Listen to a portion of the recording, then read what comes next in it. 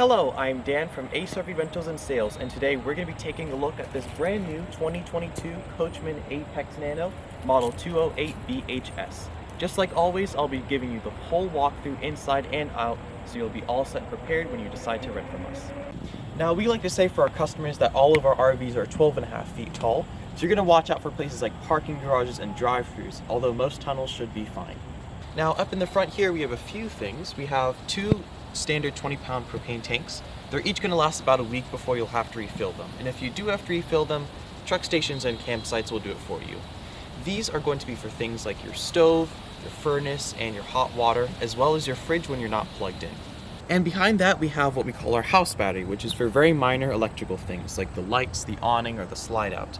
It'll be charged when you're plugged into your vehicle and the vehicle is running, or when you're plugged into shore power at your campsite, so you shouldn't have to worry about charging this. We'll continue on to the driver's side of this RV with a big storage area that goes across the front here. So on this side we have a couple things. We have our crank. This is a manual crank for our jacks. We have four, one on each corner. And then we also have our 30 amp power cord. So 30 amp is going to have these three prongs here, so you want to make sure when you go to a campsite that they do have 30 amp service. Once you are plugged in, all your major 120 volt electrical appliances inside will be working.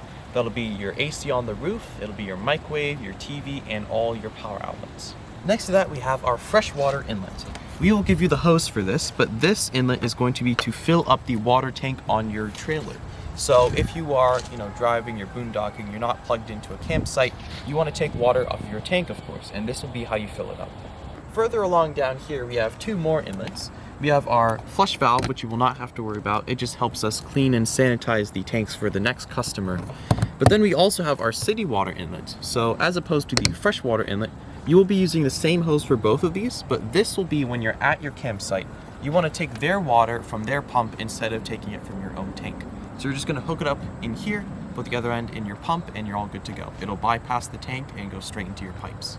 We also have a little faucet in here. It's just an outside shower, so if you wanted to wash off dirt or sand before you head inside, this would be how you do it. Here we are all the way in the back of the driver's side, and we have our dumping station. So this will be how we dump our gray and black waste tanks. So we'll provide you with the sewer hose. You're just going to take this end with the teeth and clip it in onto this outlet right here. You're going to take the other end with the elbow and stick this in your sewage or wherever else you're dumping. From there, we have two color-coded valves. We have our gray valve for the gray tank, that's your sink and shower water. We also have our black valve for the black tank, that'll be for your toilet water. So right now it's pulled out, which means it's open, and when you push it in, it's closed. So right now, if there were anything in the tanks right now, they'd be coming out due to gravity. We recommend you open up the black one first, and then the gray one to kind of flush out your hose. But once the gauge is inside, say that your waste tanks are empty, you can just push them in to close them, unscrew the hose, and you are all good to go. Above that, we have our power cord connector here. So again, this is 30 amp for this RV. So you're going to take that big black cord that I showed you earlier, just going to stick it in here, plug the other end at your post at your campsite, and everything will be powered up for you. Below that, we have our TV cable inlet. We'll also provide you the small black wire. So once you plug it in, you'll get all your channels through cable. If you don't, that's also right, there's an antenna for this RV, so you can find local channels through the air instead. Onto the back of the RV, the only thing we have to worry about this time is just our spare tire right here. Now onto the passenger side, we have one big storage area here that's going to be our outside kitchen. So we have a little stove that'll pop up here. We have two burners, of course, a little bottle opener here. You're going to see that in a lot of newer trailers. Small charging station here. You're going to make sure that you are plugged into your shore power for these to work. To get this stove to work, you're going to take this black wire behind here and you're just going to plug it into your propane outlet down here. Also, if you have an external grill at your campsite, you can hook it up in there and it'll take the propane off of the two tanks in the front. And next to that, we also have our outside fridge here. This will only run when you're plugged into your campsite.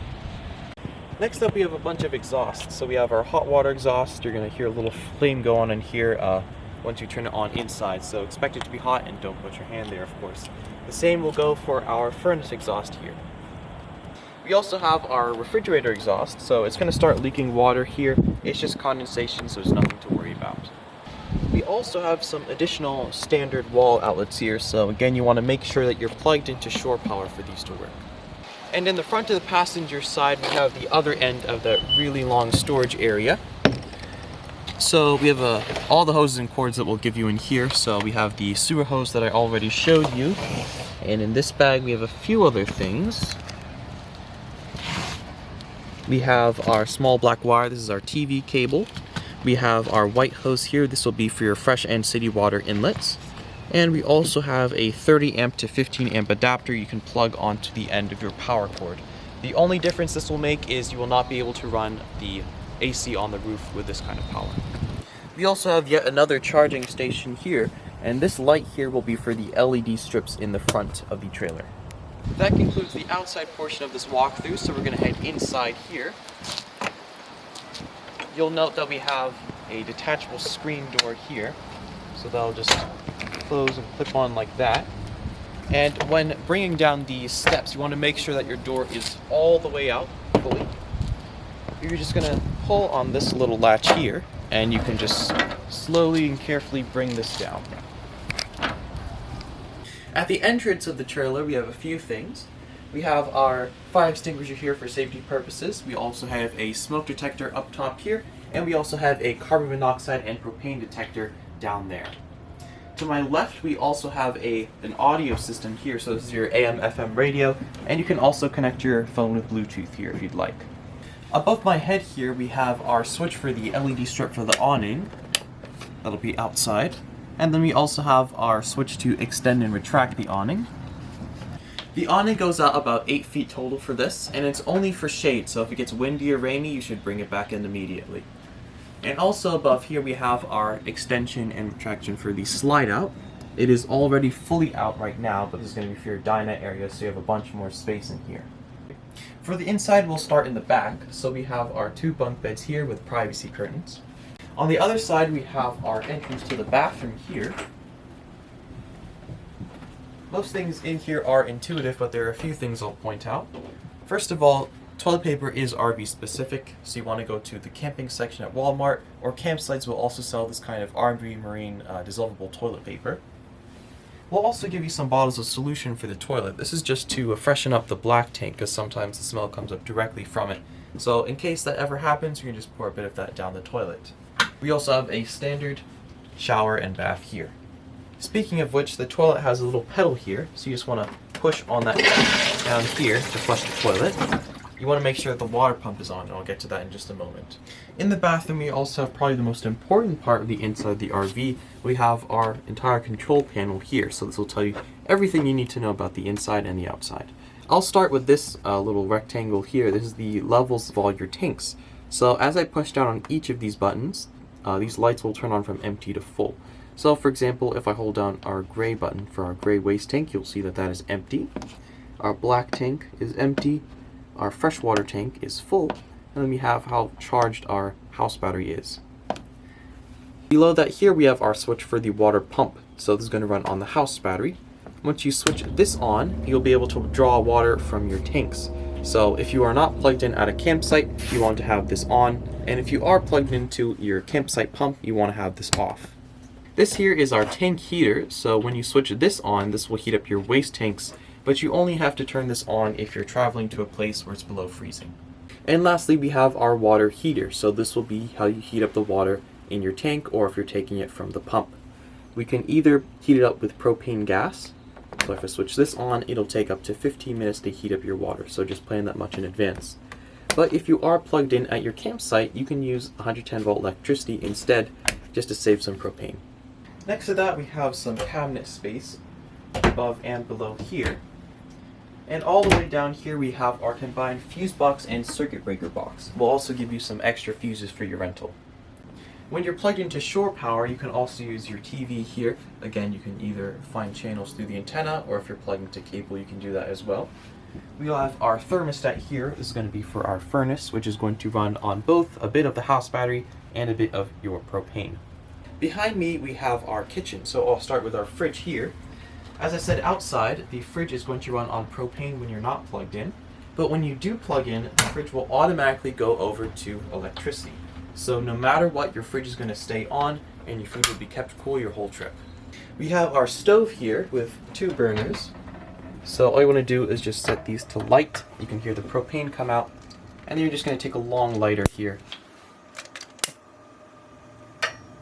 And there we go. And below that we just have a standard house microwave. You just want to make sure that you were plugged into your campsite for this to work. We have a bit of cabinet space above here. We have our kitchen sink here with a cover if you wanted some extra tabletop space. And then we also have another inside bottle opener. On the ceiling we have our AC unit. So we have two dials here. This dial is just going to be to change the temperature from cooler to warmer. And then we have our dial here, which will actually be either for the fan with this gray side, or if you use the blue side, that will engage the compressor, and that'll be for your AC. To use the windows, you're going to take this latch and pull it outwards. Then you can open it or close it like this. And for the blinds, they are simply pull down and push up. We have our dinette area here, and this turns into a bed, and I'll show you that right now. First, you want to take these 4 cushions out of their place. Next, you're going to wiggle the tabletop and the poles out of the ground here. Then you're going to take the tabletop and slide it onto these ledges here. And lastly, you're going to take these cushions, put them in this format, and here's your bed. In the front, we have our couch, and this will also transform into a Murphy bed. So all you want to do is pull out your couch like a futon, just like that.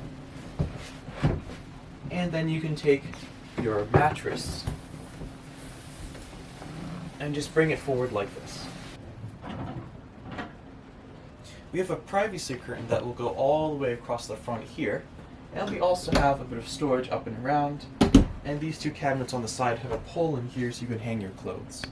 During your rental, we'll give you a contact number for us. So if you have any questions about your rental itself, we'll be happy to help you. You'll also have a separate 24/7 roadside assistance number you can call with any problems you have about the RV. We'll also give you a paper with a QR code that'll have an online guide / FAQ for most of your questions. And that'll be it for our walkthrough of this 2022 Coachmen Apex Nano 208 VHS. I'm Dan from ACE Rentals and Sales, and have a great trip.